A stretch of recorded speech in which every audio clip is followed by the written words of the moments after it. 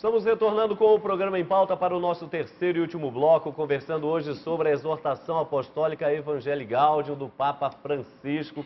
Tivemos a oportunidade de meditar um pouco mais sobre o primeiro e segundo capítulo e agora, então, um capítulo realmente extraordinário que fala diretamente a nós sacerdotes, porque o Papa fala de homilia, preparação para a palavra de Deus, para a pregação, ou seja, enfim, sobre o que tange a palavra de Deus nesse terceiro capítulo. Antes, porém, eu quero convidar você, é claro, mandar sempre um e-mail para a gente, em pauta@cançãonova.com, onde você tem a oportunidade, neste e-mail, de comentar também sobre os temas que nós aqui debatemos. Nem sempre recebemos elogios, viu?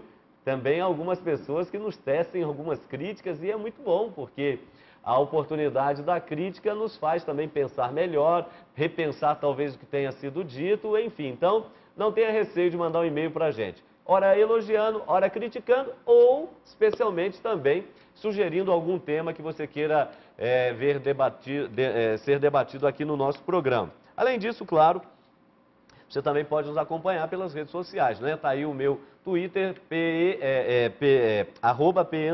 @p_Hamilton, não é? Para que você possa interagir com a gente aqui no programa em pauta, semanalmente pela sua TV Canção Nova. Terceiro capítulo, Frei Moser, não é anúncio do Evangelho, é algo fundamental. Jesus deu a ordem aos discípulos: ide e pregai a boa nova, ide e anunciai o Evangelho a quem? A toda a criatura. Claro, a igreja o faz de modo muito especial através das suas celebrações, programas como esse, etc e tal, mas de modo especial através da Santa Missa, onde ali as pessoas participam dessas duas mesas, da palavra e da Eucaristia, e aliás, participando bem da mesa da palavra, vão comungar, como nós sabemos, muito melhor. Aliás, se o senhor for reparar também, as pessoas no comum das palavras, muitas vezes medem uma Santa Missa pela liturgia da palavra. Nossa, como a missa foi boa hoje. Mas por quê? Ah, o padre falou tão bem.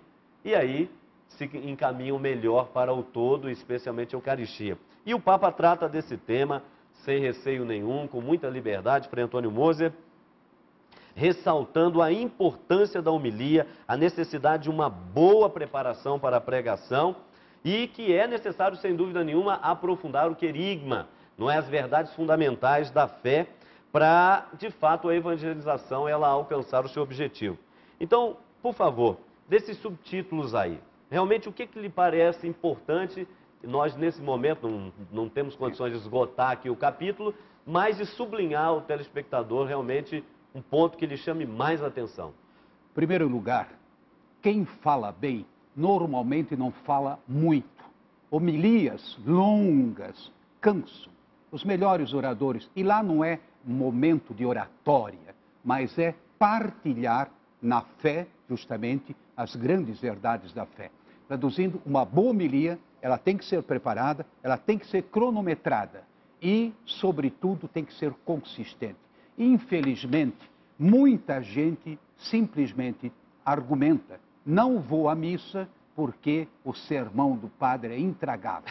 Né? Não tem conteúdo, não tem pé nem cabeça. Muitas vezes tem, e eu conheço, né, peças desse tipo, pega, relê a leitura, né, a primeira leitura, na segunda leitura, e fica lendo os textos. Não. A partir daí, você tem que concretizar uma mensagem que brota dessas leituras e, ao mesmo tempo, conjugar com a vida.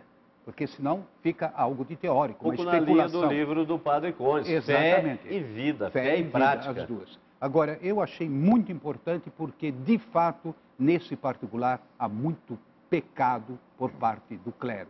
Nas homilias longas e sem pé nem cabeça. Mas o que acontece aí, Padre Condes? O senhor, como padre, professor, não é um estudioso da Sagrada Escritura já de longa data, o que acontece aí? Falta também um pouco de preparação por parte do nosso clero? Ou não é apenas a questão da preparação? Porque há pessoas também, não é, ministros que são extremamente preparados, de uma bagagem religiosa, intelectual, fora de série, mas a comunicação, às vezes, é uma conjugação de fatos. Os fatores são muitos. e constatei em alguns institutos de formação que os cursos de liturgia são insuficientes. Por outro lado, eu acho que mais grave é a falta de cultura geral do nosso clero. Porque hoje em dia, no segundo grau, não se aprende mais nada. Sem dúvida. As pessoas nem sabem construir uma frase, muito menos um pouquinho de oratória, coisas assim. Não sabem analisar um texto. Ora, uma boa homilia é baseada numa compreensão do texto bíblico que depois é confrontado, como disse Frei Moser, com a vida e, sobretudo, então, com o mistério de Cristo que se celebra na Eucaristia. Isso supõe um conhecimento teológico profundo e uma espiritualidade profunda. Eu acho que essas coisas não estão sendo cultivadas e as vítimas são as ovelhas. Não Agora, é talvez, não... Frei Moser, aqui ainda Sim. em termos de causa, não é talvez por causa da velocidade dos dias que nós estamos vivendo? O que eu quero dizer com isso? Às vezes um pároco, ou mesmo um padre de uma comunidade, uma congregação, coisa que valha, é tanto a fazer, é tanta coisa, é tanto compromisso, é tanta agenda, que a missa quase que fica no segundo plano, vai lá e de qualquer jeito... Pode ser que haja algo nessa Esse direção. ativismo que eu me refiro. Pode ser, mas eu pessoalmente vejo por outro ângulo. Ou seja, você tem que saber delegar funções. Então você nunca está sobrecarregado. Aprender a não trabalhar, mas criar um ambiente para que, por exemplo, ministros façam a sua parte.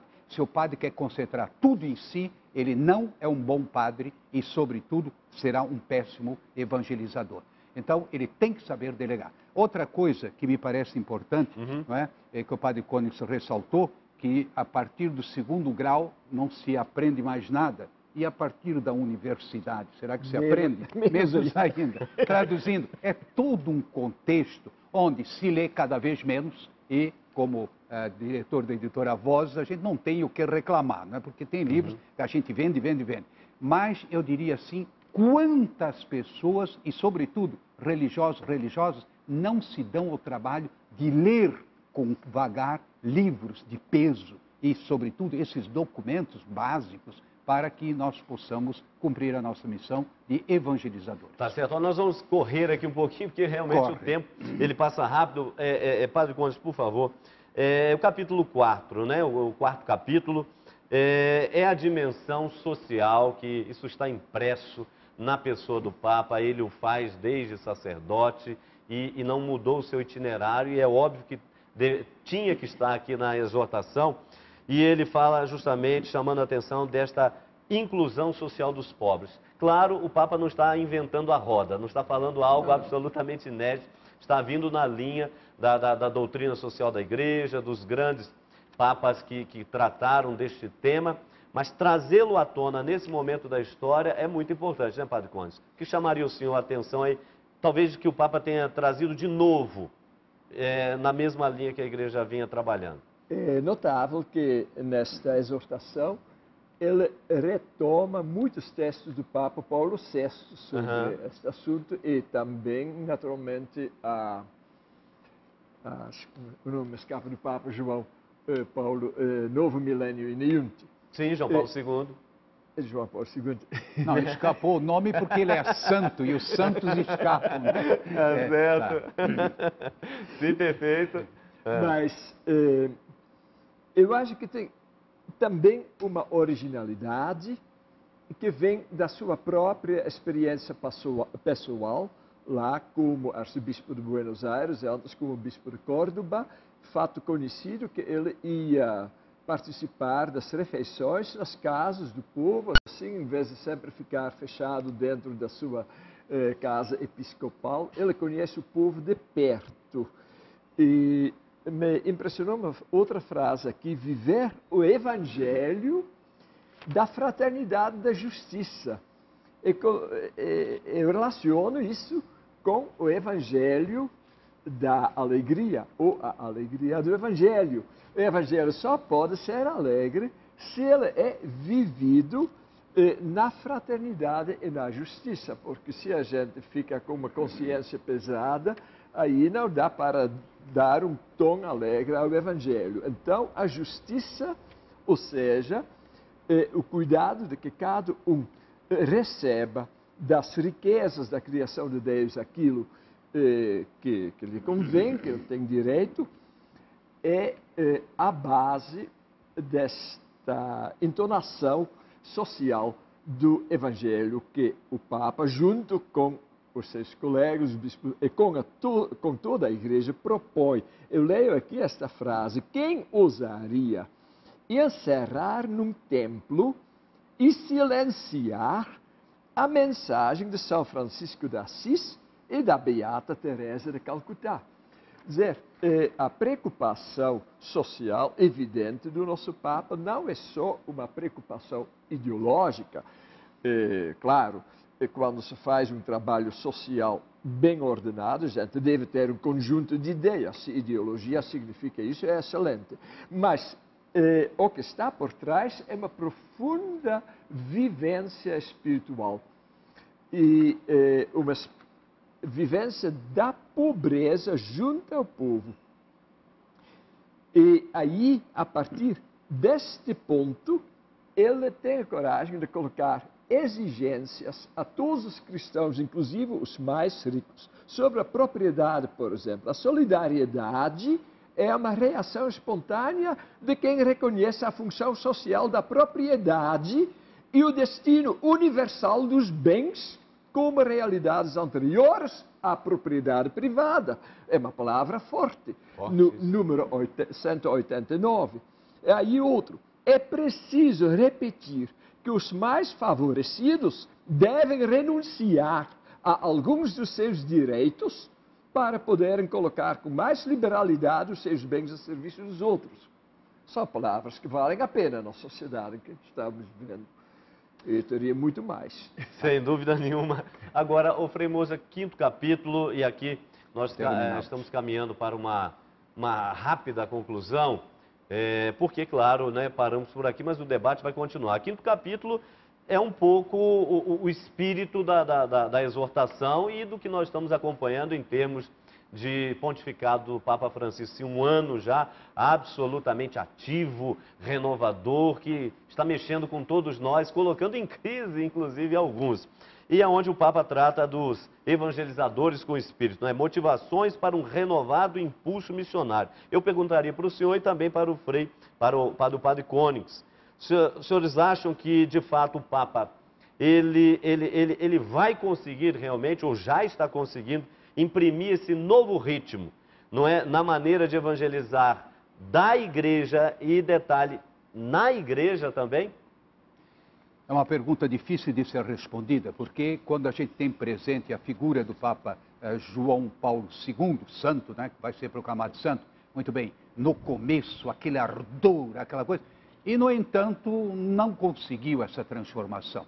E também é difícil de a gente avaliar, são muitos fatores. Mas o que me parece importante é que ele, com uma nova maneira, ele consegue chegar, como você diz, perto do povo, toca o coração das pessoas. Então não é uma questão apenas de ter oratória, porque ele não tem, mas ele toca pelos gestos, pela maneira de ser, pelo seu desprendimento, e nesse sentido, ele já operou milagres. Por exemplo, cruzes douradas em peitos eclesiásticos desapareceram, não é?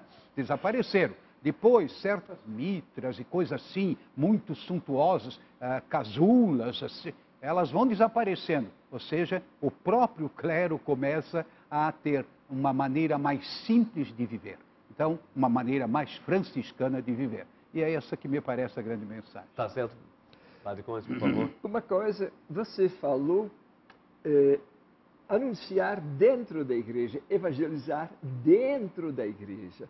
Isto é muito importante, inclusive quando ele fala da catequese, ele fala da catequese mistagógica, que é exatamente dizer que o cristão tem que ser evangelizado durante a vida inteira. Porque muitas vezes se pensa catequese para crianças, aí sou católico, tenho direito a um casamento na igreja, é um bom enterro, né? Não, a evangelização é uma coisa que deve invadir a vida do cristão durante a vida inteira. Isso é a catequese mistagógica. Nunca se para de ser discípulo do Senhor. Então, a evangelização tem que a nova evangelização de que ela fala tem que acontecer em primeiro lugar dentro da igreja. Se isso acontecer, a igreja terá também alguma coisa para dizer aos outros.